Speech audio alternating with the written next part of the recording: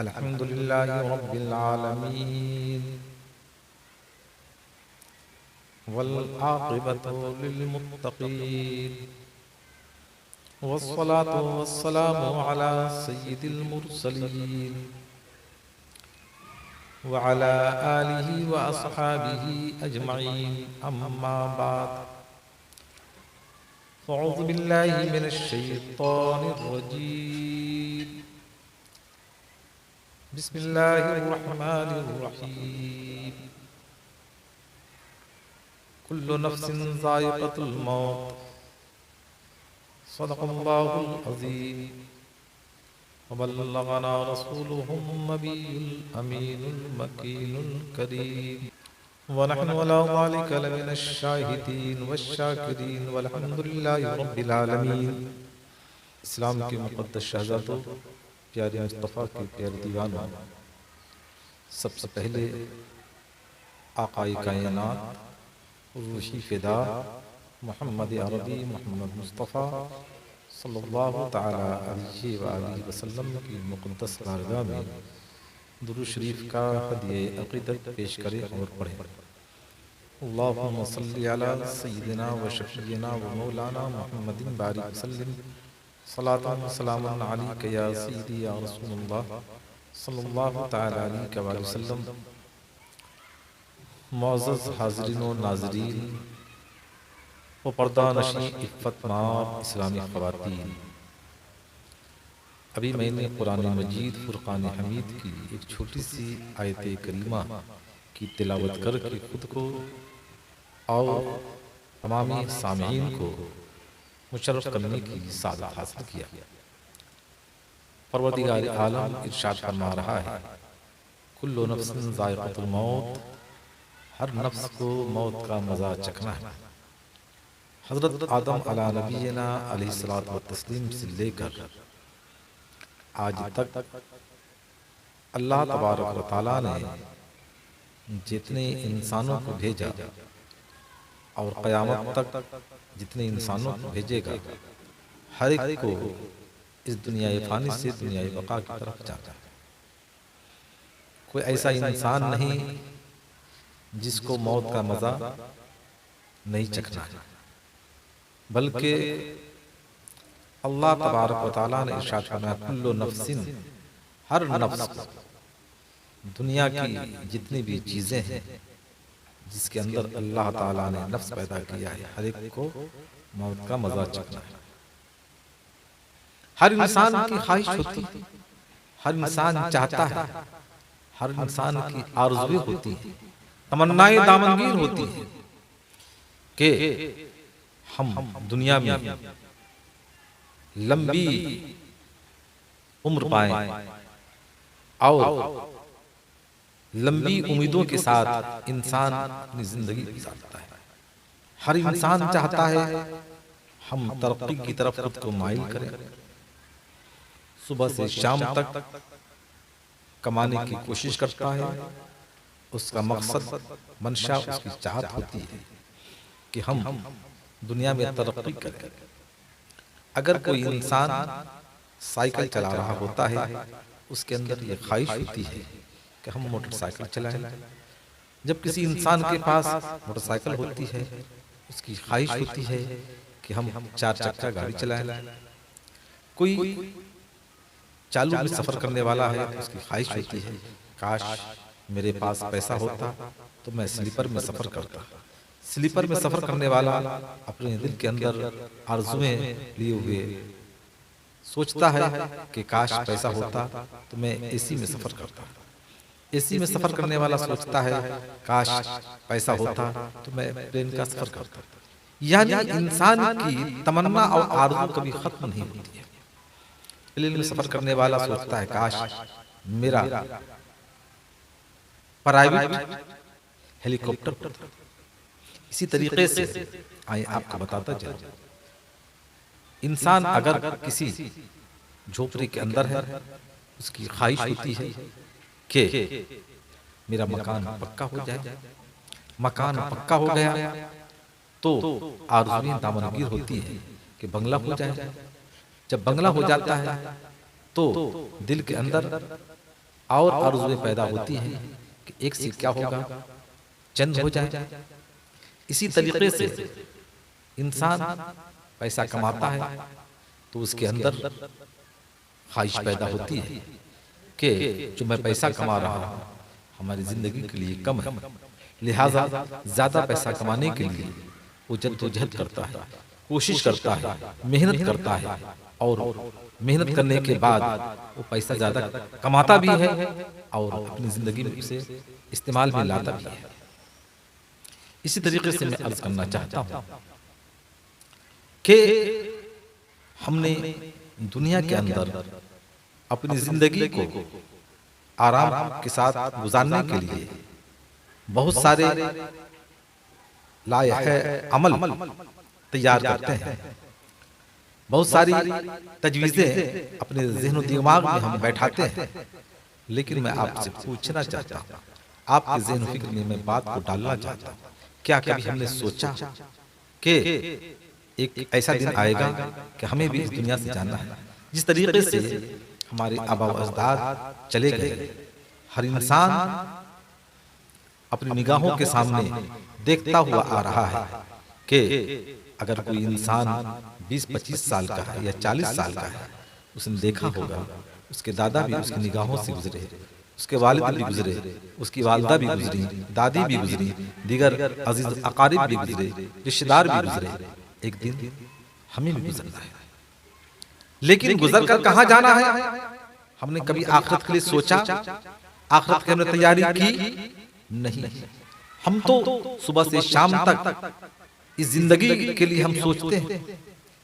और दूसरी बात यह है कि इंसान मौत से डरता है। मौत से डरने की बहुत सारी वजह हैं। इमाम गजाली रहमतुल्लाह अलैह फरमाते हैं कि कुछ इंसान की फितरत होती है, नजरिया होता है कि अगर मैं मर गया तो मेरे बच्चों का क्या होगा, अगर मैं मर गया तो मेरी ज़ौजा का क्या होगा, अगर मैं मर गया तो मेरे माँ बाप का क्या होगा। इसी तरीके से सोचता है कि मरने के बाद पता नहीं मेरे बच्चों के साथ लोग कैसा सलूक पेश करें, मेरी बीवी के साथ कैसा मामला दरपेश हो, मेरे वालिदैन के साथ कैसा मामला दरपेश हो। लेकिन मैं उन्हीं सोचने वालों से पूछना चाहता हूँ, उनसे मैं सवाल करना चाहता हूँ, उनके ज़हन फिक्र में मैं अपनी बात को डालना चाहता हूँ। ऐ इस्लाम के मुक़द्दस शहज़ादों, क्या आपने कभी सोचा कि मरने के बाद हमें जहाँ जाना है वहाँ की हम तैयारी करें, वहाँ के लिए कुछ पूंजी जमा करें?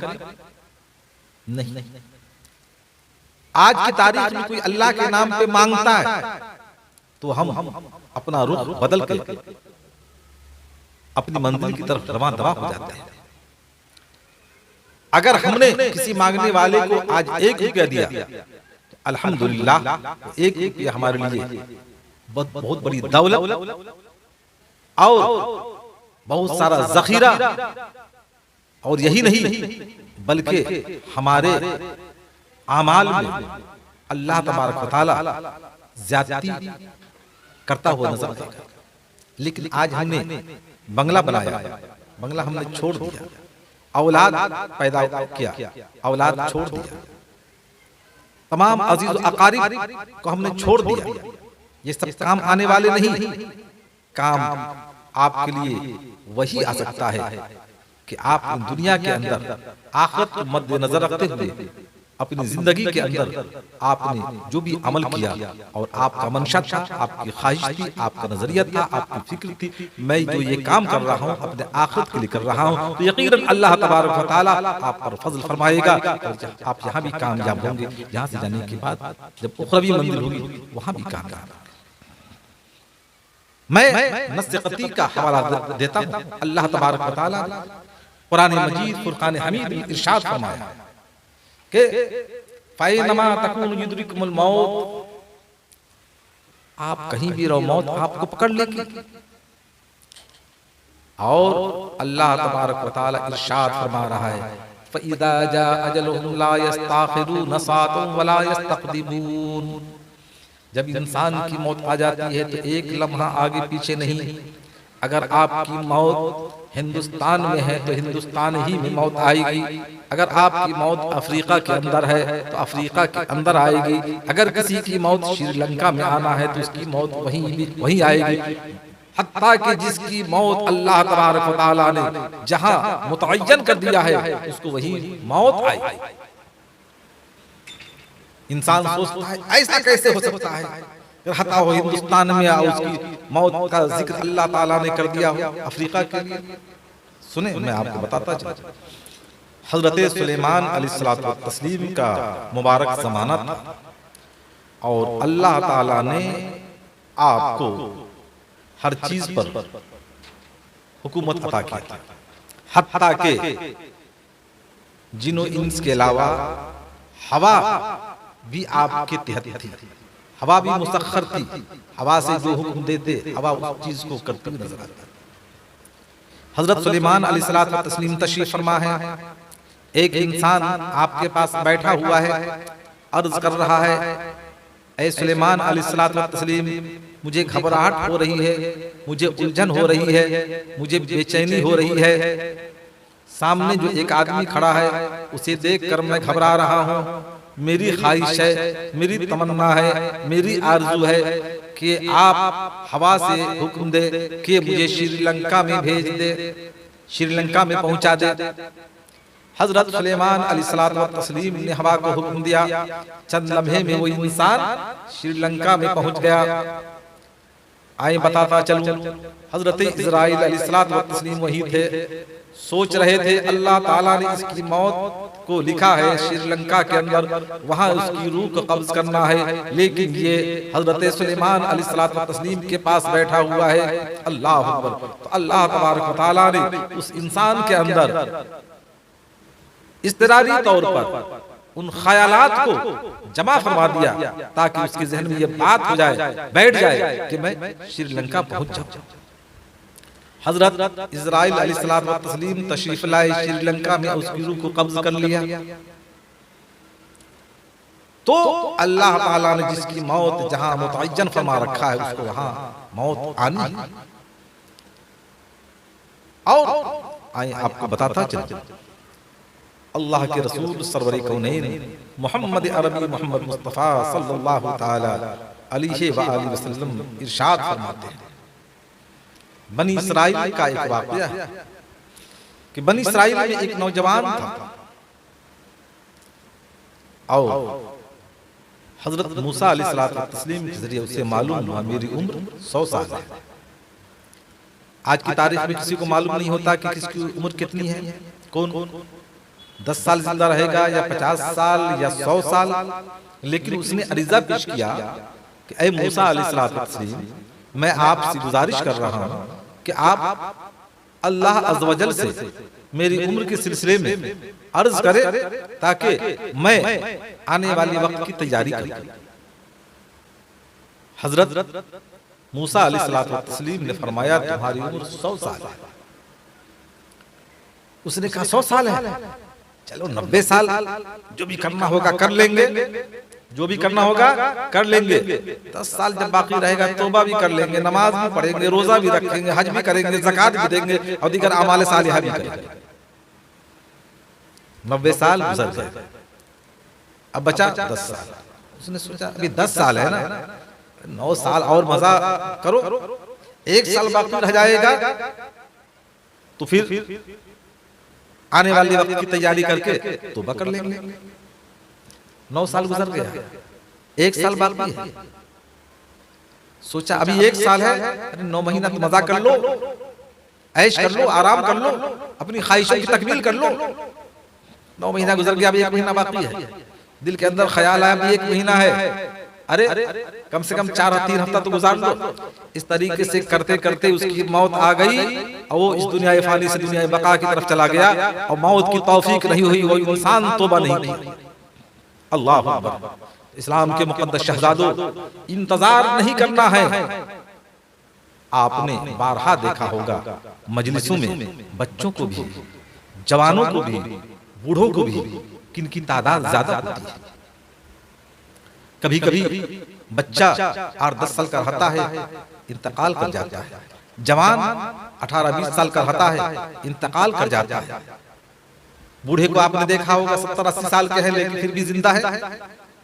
तो मौत कब आएगी इसका इल्म अल्लाह को है, और उसके बताने से उसके रसूल मोहम्मद अरबी मोहम्मद मुस्तफा सल्लल्लाहु तआला अलैहि वसल्लम। तो हमें चाहिए इस दुनिया को जो हमारी निगाहों के सामने है और जो हमारी उम्र है, इसको गनीमत समझकर अपनी जिंदगी के अंदर वो अमल खैर करे कि जाने के बाद ये हमारे अमल खैर हमारे काम में आए। इंसान जब बुराई करता है तो अल्लाह तबारक व तआला उसके दिल को स्याह फरमा देता है, और रफ्ता रफ्ता उसका दिल इतना स्याह हो जाता है कि उसको तौबा की तौफीक होती नहीं। आइए आपको बताता चलूं, हजरत आदम अलैहिस्सलातु वस्सलाम से लेकर अल्लाह के प्यारे हबीब सरवर कौनैन मोहम्मद अरबी मोहम्मद मुस्तफ़ा सल्लल्लाहु तआला अलैहि वसल्लम तक तकरीबन 1 लाख या 2 लाख कमो बेश 24,000 अंबिया किराम तशरीफ लाए। सब चले गए। जिनके सबसे में अल्लाह ताला ने कायनात को वजूद बख्शा वो भी चले गए। अंबिया को भी अजल आनी है, मगर इतनी के फकत आनी है। अंबिया को भी अजल आनी है, मगर इतनी के फकत आनी है। तो अंबिया को भी मौत आई, वो भी चले गए। और अंबिया किराम यकीनन अपनी अपनी कब्र में जिंदा है, इसलिए कि अल्लाह के हबीब अलैहिस्सलातु वस्सलाम इरशाद फरमाते, अल्लाह ताला ने हराम फरमाया है जमीन पर कि वो अंबिया के जिस्मों को खाए। हदीस पाक है, अल्लाह के प्यारे हबीब सरवर कौनैन मोहम्मद अरबी मोहम्मद मुस्तफ़ा सल्लल्लाहु तआला अलैहि वसल्लम का फरमान आलिशान है। तो अंबिया किराम जब दुनिया से जाते हैं तो मिट्टी जमीन उनके जिस्म को नहीं खाती।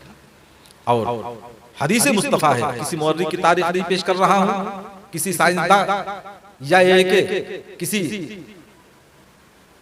आम इंसानों की बात पेश नहीं कर रहा हूं, बल्कि ताजदार अंबिया रसूल किबरिया मोहम्मद अरबी मोहम्मद मुस्तफ़ा सल्लल्लाहु तआला अलैहि वसल्लम की हदीस पाक पेश कर रहा हूं। इंशाअल्लाह इस मौजू पर भी गुफ्तगू होगी। रब्बे कदीर की दुआ है कि परवरदिगार आलम हम तमाम को इन बातों पर अमल करने और कराने की तौफीक अता फरमाए। आमीन बजाहे सय्यिदुल मुरसलीन। अस्सलामु अलैकुम व रहमतुल्लाहि।